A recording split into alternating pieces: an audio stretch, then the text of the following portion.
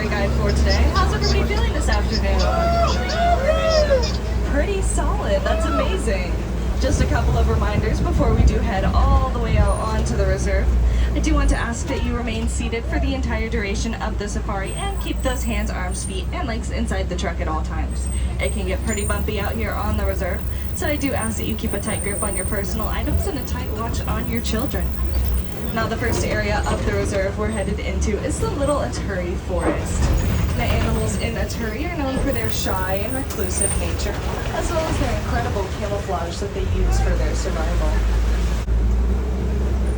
Over there on your right-hand side, way back next to that bamboo, you can see a couple of okapi.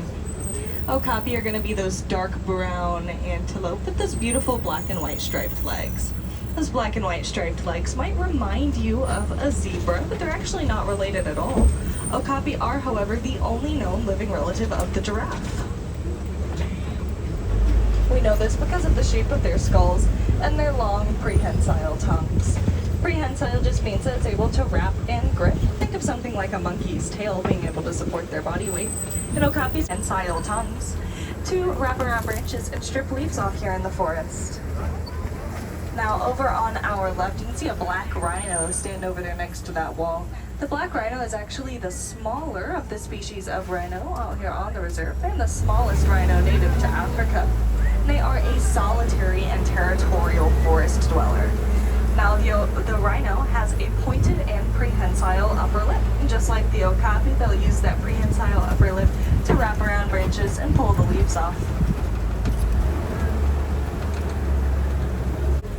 Now up on the top of this hill here, I do see a few female greater kudu. Those are going to be those large beige antelope without the horns. You can tell they're female because they don't have those horns. The males of their species do. And hanging out over in the shadows next to that wall, you can see some kind of reddish brown antelope. Those are bongo. Now, unlike the greater kudu, both the males and the females of the bongo have horns. And both the greater kudu and the bongo have beautiful vertical white stripes on their back that serve as a form of camouflage. They help them to blend in with the sunlight coming in through the trees here in the forest. But we're now headed down to the Safi River. The animals in Safi really like hanging out in and around the water, so keep your eyes peeled. Now the first animals I can see over here in Safi are going to be those beautiful pink-backed pelicans. But if you do look to the right, kind of over your shoulder, you'll see some Nile hippos as well. But those pink-backed pelicans are a little bit easier to see. And they get their name from the pink skin on their backs and underneath their wings. Turns that lovely shade during mating season. During mating season, that color can actually spread all the way up to their faces, almost like they're blushing. Now, if you didn't catch a glimpse of those Nile hippos earlier, they were a little bit too far away, no worries. Looks like we've got a really good view right through here.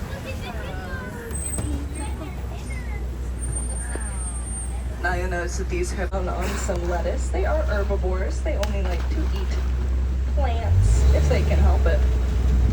Now, Nile hippos like those do spend most of their day underwater, but their bodies are a little bit too dense for them to be walk along the bottom of the riverbed instead. Now, hippos do everything. They even sleep underwater, but they can't breathe underwater. So their bodies will actually naturally raise them up every about 7 to 8 minutes, so they can get that breath of fresh air, and they don't even have to wake up for this process to occur. Now, out to the left over this bridge, I can see some Nile crocodiles. Nile crocodiles are the largest crocodilian in all of Africa. Adults can reach up to 16 feet long.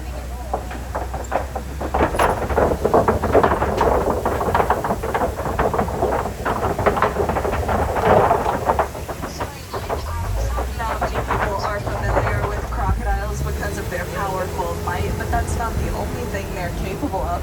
Mother crocodiles will actually roll their eggs around in their mouth prior to hatching to kind of break up the shell and help their little ones get out a little bit easier and a little bit quicker. That just goes to show that while those mouths are super strong and they do help them with catching their prey, they can also be really gentle, so gentle that they can hold their young. Now we are about to head into the largest part of our reserve today, and that's the savanna. The savanna is home to some of Africa's most beautiful and iconic species, but the first thing I'm going to point out to you is this funky looking tree over to the right. That's what's known as a baobab tree. Baobab trees are also sometimes called the tree of life because their trunks can hold tens of thousands of gallons of water at a time. That can be a real lifesaver for a lot of the animals on the savanna. They require water to survive, and during the dry season that can be kind of hard to come by. So they actually use their tusks or their horns to puncture the sides of the tree and access the water within. Or they'll use their teeth to strip down the bark.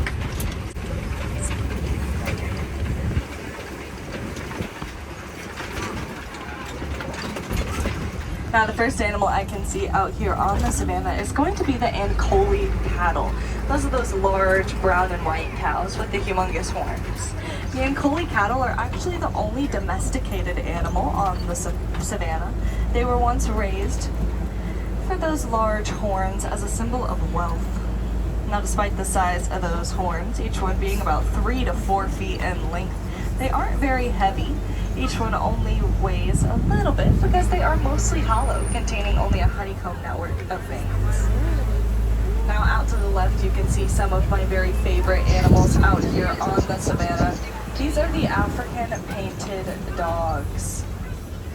Now African painted dogs get their name from that beautiful watercolor looking effect on their coats. I happen to think they're pretty adorable with those fluffy tails and those huge ears. Do not let their appearances fool you though. African painted dogs are actually the most successful hunter on the entire savanna. They are even more successful than any big cats, and that's due to their incredible ability to work together in a tight-knit pack, led by a dominant breeding male and female. Now out to the right-hand side, you can see some wildebeest, or those shaggy gray antelope with the kind of black manes and tails. Wildebeest are actually the second densest herding mammal, right after herding large mammal, right behind us as humans. They typically formed family groups of 10 to 1,000 individuals, and about 1.5 million of them meet up every single year to migrate across Africa in search of food and water. Now whenever wildebeest travel in really big packs like that, it's time to go to sleep for the night. They will actually lay down in parallel rows or in circles facing outward. That way if a predator were to approach, they'd be able to get up and run away quickly without tangling up or bumping into one another.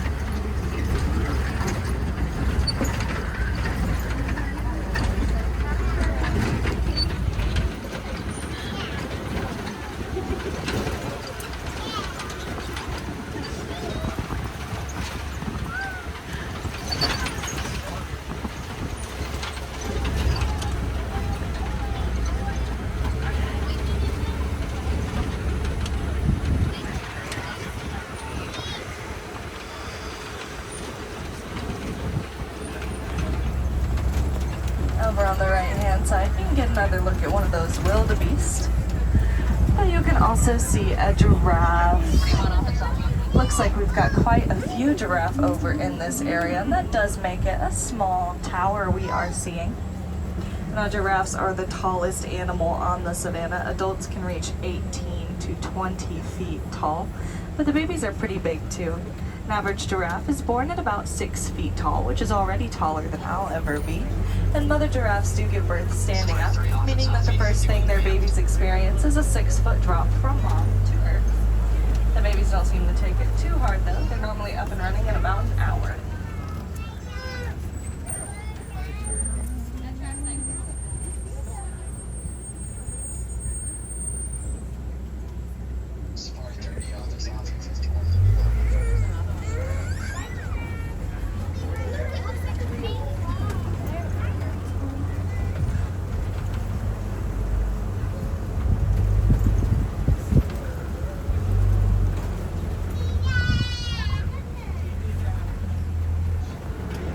Now I am starting to see some downed trees on either side of the path through here.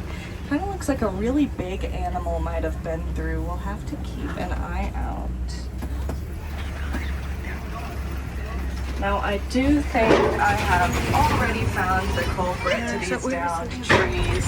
That's going going to be a couple of African elephants out to the right-hand side of the truck. African elephants are the largest land animal in the world. Adults can weigh up to 13,000 pounds. We are going to keep on going to see if we can get a little bit of a closer view at these elephants. Now, I called attention to those downed trees because I wanted to talk to you about elephants being a keystone species.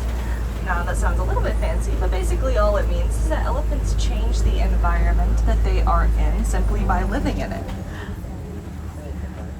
I would like to call attention to the fact that I did say that I hoped we would get a closer look, not a better look, but hopefully it's a better look at these elephants.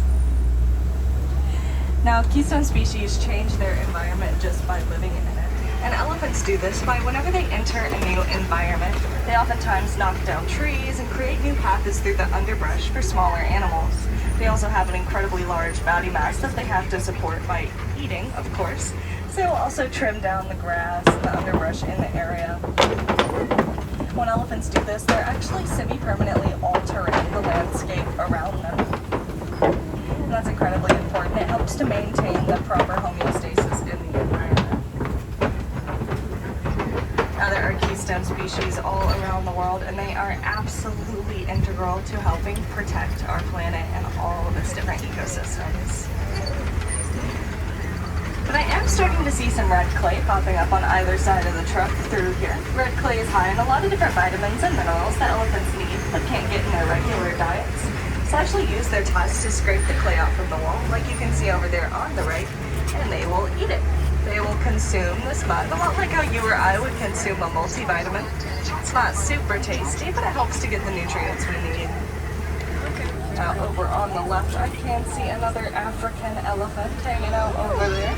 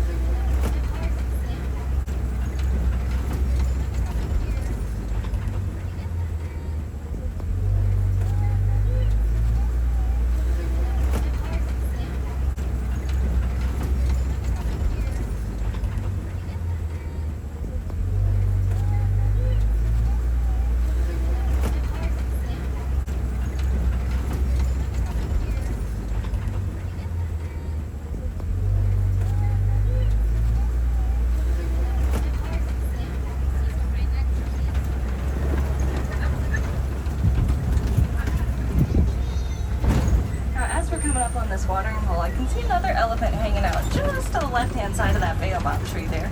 You can actually see a bunch of dirt on this elephant's back. That's because despite their large size, elephants actually have really sensitive skin. So a lot of the times they'll use their trunks to throw dirt up on their backs and use it as a natural sunscreen. But as we are coming around this watering hole, I do see a flamboyance of greater flamingos, which are the larger and the paler of the species of flamingos. If you're looking out at those beautiful tall pink birds and you're seeing some kind of funky looking gray ones walking around at their feet, those are actually the baby flamingos. Baby flamingos are born completely gray and colorless, like you can see out there. And it's because flamingos get their iconic pink coloring from their diets, specifically of brine shrimp, which is high in beta-carotene. Because the babies haven't eaten a whole bunch of that yet, they haven't started to turn pink yet. It actually does take about 2 full years for those baby flamingos to turn completely pink.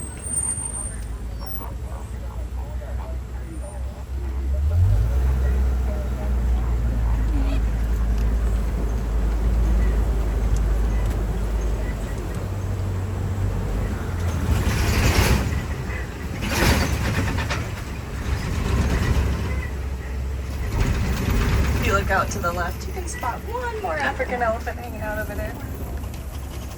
We're gonna go ahead and say goodbye to the elephants and the flamingos because we are headed into the eastern part of our reserve today. Now the first thing I can see over here in east is maybe not super exciting to a lot of us. It's that giant mud pit out in the middle of this clearing. That's actually what's known as a wallow, and while it's not super exciting for us as viewers, it is very important for a lot of animals on the savanna, especially the white rhinos. They will roll around in that mud to cool down on hot days and to coat their skin in that mud to use as a natural sunscreen and bug repellent.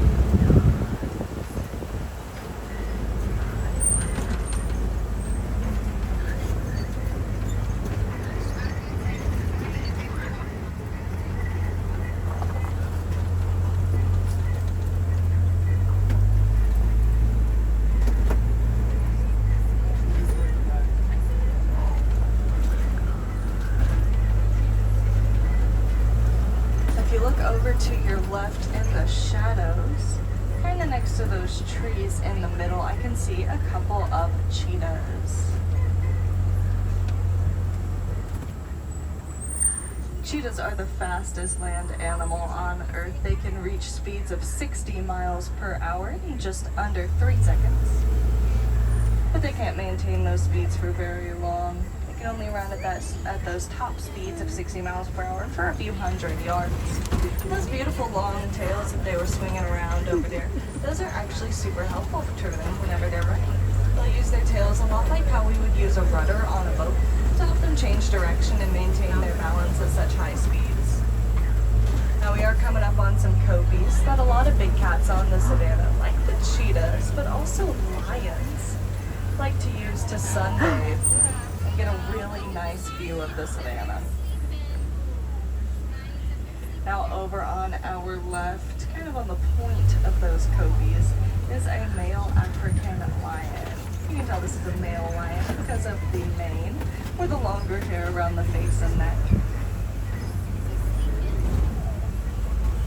Now you'll notice that this lion is resting. Looks like they're taking a little bit of a nap. If you see another paw sticking out, looks like there's a female lion hanging out too. Now lions do sleep or rest for about 16 to 20 hours out of every single day, so it's not unusual at all that they'd be napping like this. They're most active at nighttime. Lions are also what we call a patriarchal society. That means that there will be a male who leads the pride, but the females are actually the ones that are going to go out and hunt and bring food back. The males will stay back and protect the territory and the cubs. That does kind of make them like one of nature's most prolific stay-at-home dads.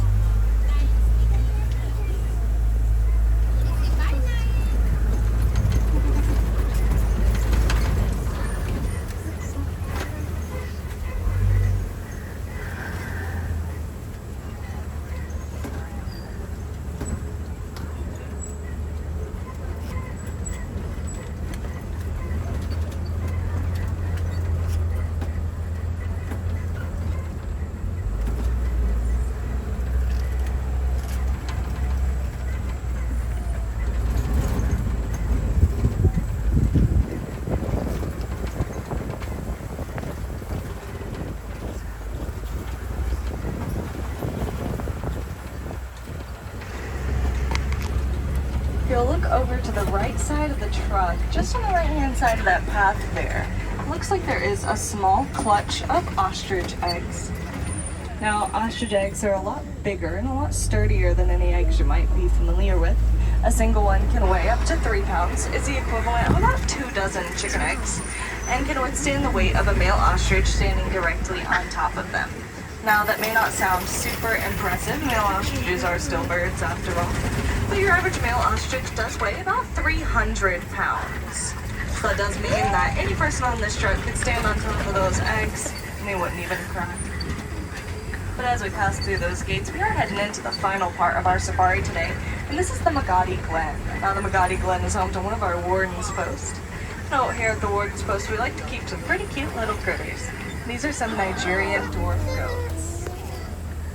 Now, despite the small size of these animals, all the goats out here at the warden's post are full grown. The their small size does make them economical for local farmers in Africa that will raise them for their meat and dairy products because they don't take up a whole lot of space. You don't need a lot of land to raise them successfully. It also means you can leave the rest of the land around wild for the more wild animals that we've seen out here on safaris today.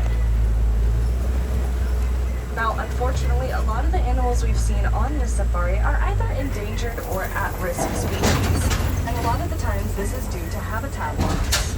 Now, habitat loss is kind of a big and scary problem. There's no simple solution. And I'm going to try and offer you a very simple challenge as a way to help you help these animals. And that's to recycle. I know it sounds a little bit silly to say that recycling is going to help save the black rhino, but it's true. When we recycle, we are helping to keep our resources in circulation rather than having to go into these animals' natural habitats and acquire new ones, shrinking the area for them to live in. Now, it's been a really hot day today, although thankfully it is starting to cool down. I do hope that everyone has been staying hydrated and drinking lots and lots of water. But if you did happen to purchase a plastic water bottle or a disposable water bottle today, might I just encourage you to toss it into a recycling bin instead of a garbage can. Now, as we head back into Harambe, I do recommend that you check out the Gorilla Falls Exploration Trail. It's a fully accessible walking trail located right outside of safaris. It does close at 6:30, so you've got about 30 more minutes to get started on that trail. You get a really up-close and personal view at some really cool animals. Now, before we head all the way back into the village, just a couple of reminders. My name's Maggie. I've been your safari guide for today, and if I have any wilderness explorers on board, you've been on the Simba 1. That's the SIMBA 1. Now, here at Harambe, we don't like to say goodbye. It's far too sad, far too final. Instead, we like to say Kwaherini, which means go well. So as we're pulling up to this dock, I do want to encourage everyone to Kwaherini, to go well, go wild, and go make a difference. If you have any questions about anything we've seen out here on safari today, or if you just want to say hi, feel free to come up and talk to me. My windows are always open.